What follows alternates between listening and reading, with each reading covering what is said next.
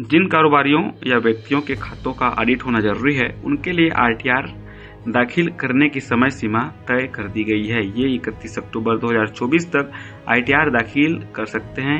Income tax विभाग की ओर से उन्हें 3 महीने का अतिरिक्त समय दिया जाता है ताकि वे किसी मान्यता प्राप्त चार्टर्ड अकाउंट से अपनी ऑडिट करा सकें और इसके बाद अपना आरटीआर दाखिल कर सकें। चार्टर्ड अकाउंटेंट हार्दिक जैन ने लोकल 18 के माध्यम से बताया कि जिनके खाते ऑडिट हुए हैं या कुछ लोग जो पार्टनरशिप में थे या पार्टनरशिप फर्म है उन्हें 31 अक्टूबर 2024 तक आईटीआर फाइलिंग कराना अति आवश्यक है और अगर वो आने वाले 5,000 रुपये जो अतिरिक्त फीस देने पड़ते हैं या फिर पेनाल्टी से बचना है तो उनको यह फाइलिंग का काम 31 अक्टूबर 2024 से पहले करानी होगी। आगे क्या कुछ कहा है सुनवाते हैं।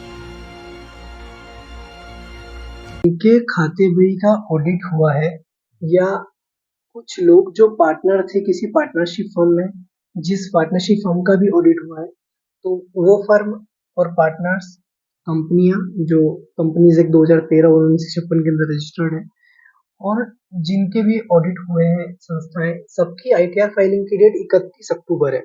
31 अक्टूबर तक अगर आप लोग आईटीआर फाइल करते हैं तो आप अपना रिफंड क्लेम कर सकते हैं।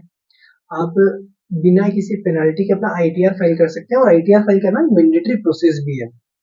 साथ ही अगर मान लीजिए आपके खाते बही में लॉस हुआ है, यानी कि आपको बिजनेस में कोई हानि हुई है, तो उस हानि का रिटर्न तो आपको 31 अक्टूबर के पहले फाइल करना ही चाहिए।